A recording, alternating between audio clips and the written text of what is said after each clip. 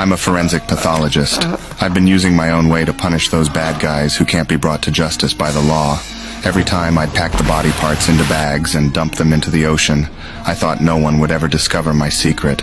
But an accident suddenly happened. 2 divers were conducting an inspection underwater. They accidentally discovered a black bag. When they opened the bag, they found it was full of body parts.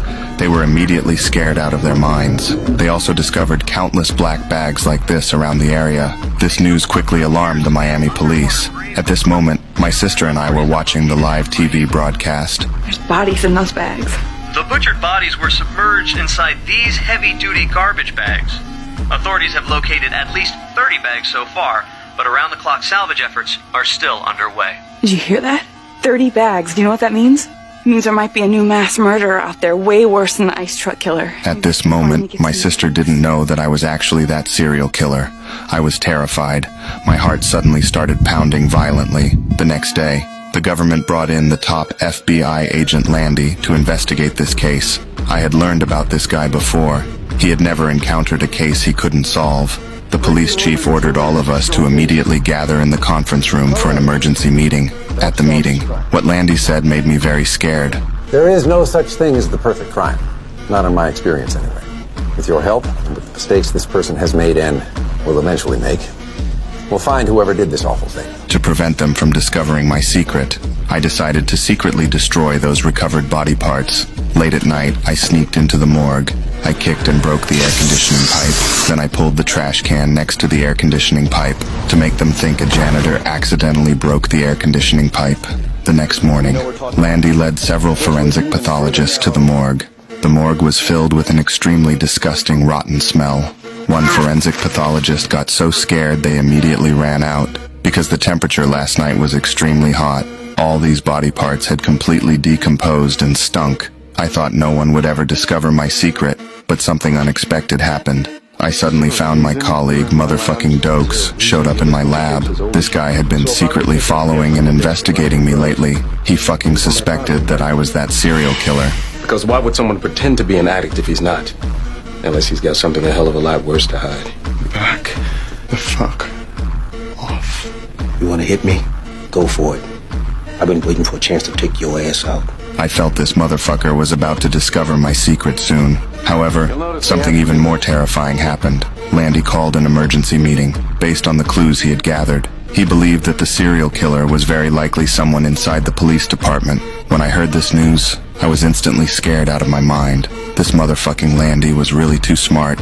I had never felt so afraid of someone. However, the next morning, when I had just arrived at my lab, I found motherfucking Dokes had shown up in my office again. Your past was a bigger mystery than fucking Jimmy Hoffa. I tried every avenue, legal and otherwise. But there ain't no paper trail on the early years of Dexter Morgan. No matter what you try, no matter when, no matter how hard you work, I'll always be a step ahead of you for one simple reason. And what's that? I own you. I deliberately provoked him. Then I pretended to calmly walk out of the office. He fell for my trap. I pretended to be knocked down by him on the ground. I didn't fight back.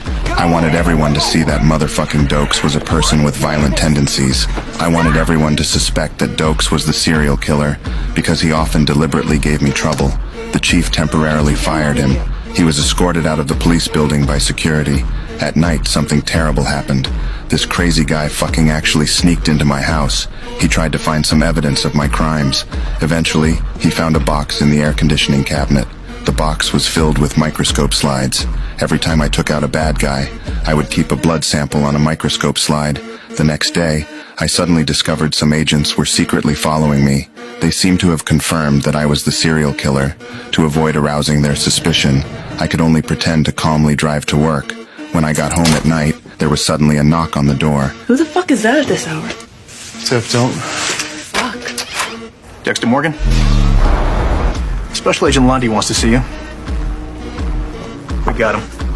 When I was brought to the police station, all my colleagues looked at me with strange eyes. This made me more certain that my identity as the killer had been exposed. When I arrived at Landy's office, I saw the box that belonged to me. They had me open the box in front of everyone. I tried hard to stay calm. At this moment, I pretended to ask Landy what exactly had happened. Our primary suspect is someone you know well. Sergeant James Dokes. Dokes. We looked into his background. Turns out his father was a butcher. And abusive. Dokes was also a trained assassin in special forces. This morning we were alerted that he boarded a plane out of the country. That enabled me to get warrants on his apartment and car. He had the slides. Carefully hidden in the trunk of his car at the airport. Makes so much sense. Holy shit. Motherfucking Dokes had originally planned to expose my identity as the killer. But at this moment, everyone thought he was the Bay Harbor butcher. I told Landy that I had suspected Dokes was a serial killer for a long time. That's why he often gave me trouble. The police chief appointed me as the chief forensic pathologist. They wanted me to assist the police in bringing Dokes to justice as soon as possible, and he had me keep custody of these blood slides. When I returned to my lab, I immediately wiped off the fingerprint information on the slides. The next night late, I came to the dock as usual. When I threw the bag containing body parts onto the yacht, motherfucking Dokes suddenly appeared behind me. That's right, motherfucker. It's over. Jesus Christ, Morgan.